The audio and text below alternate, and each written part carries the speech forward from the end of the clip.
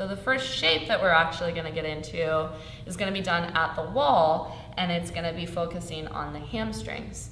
And the reason hamstrings are important in climbing, a couple of different things. We want to make sure that our hamstrings are both mobile and strong so that heel hooks are done safely and effectively, but also in other ranges of motion, whether we're trying to get a really high step or whether we're trying to stem in the splits or just other planes of motion that we have our legs extended. The more mobility we have in our hamstrings, the more our technique will be effective in our climbing. So often when I see climbers trying to high step, their spines have to round, maybe they're trying to get their foot up really high, and they have to instead rely on the strength of their arms, cut their feet and hop their foot up because they're not able to just place their foot to that space that they need it to go because their hamstrings are limiting that motion.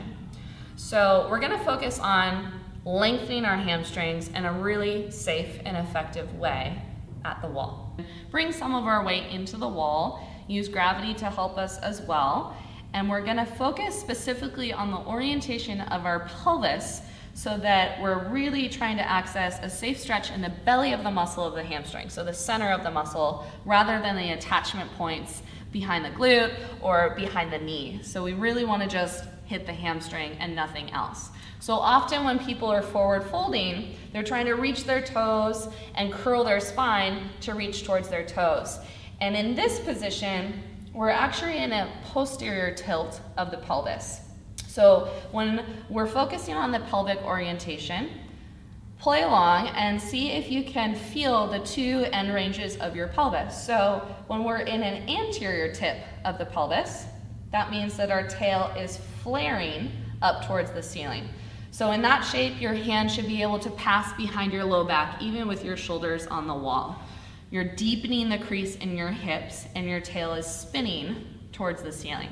The opposite action is a posterior tilt of the pelvis where you're tucking your tail and scooping your hips forward. So in that space, your low back would be pressed against the wall, but your tail would start to peel off of the wall. So forward tilt, posterior tilt, flare, and tucking. When we're in a forward fold, we want to be focused on a flare through the tail. Some of the other postures that we're going to play with today put us into tucking our tail, but in this one specifically, really focus on deepening the crease in your hips and guiding this motion from your pelvis rather than just trying to force the legs to go straight.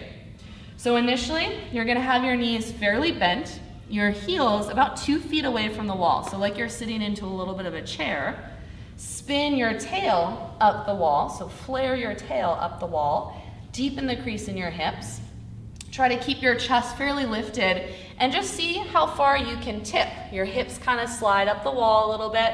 Go to the point where you kind of get stuck, where you have a really deep crease in your waist, your tailbone is still spinning, okay? So don't try to reach from your toes by rounding your spine again. Keep that same orientation of your pelvis, bring your belly a little closer to your thighs, and then eventually let the upper half of your spine soften and round, okay?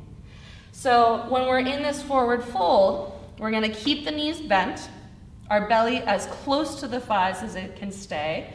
Our tailbone is spinning up the wall. And to get deeper into the stretch, let your tailbone guide the legs to straighten out. So don't just try to press through your heels and try to straighten out the legs. Try to continue to spin your tailbone up the wall. Head is gonna soften, hands can rest wherever is comfortable, and just focus on deep, balanced breath when you're in your forward fold. And just a little add-on, if you would like, little release for your toes, you can interlace your fingers between each toe and try to kind of grab onto the soles of your feet so you're spreading your climber toes a little bit wider than what they're typically shoved into a climbing shoe. So if you can reach your feet, go ahead and fold forward and maybe use one hand to help you interlace one finger around each toe and then struggle to get the other fingertips in. You just kind of clamp onto your palms or onto the soles of your feet, around your spine, okay, but lead with your tailbone towards the ceiling. Eventually, the legs can start to lengthen, but keep belly towards thighs, tailbone spinning towards the ceiling, get deeper and deeper into the hamstring. We want to feel this stretch, again, in the belly of the muscle of the hamstring, not in the back of the knee, and not just pulling on your low back, just the hamstrings. All right, hello, my name's Alex. I'm Aubrey. Thank you so much for watching this video, sticking it through with us.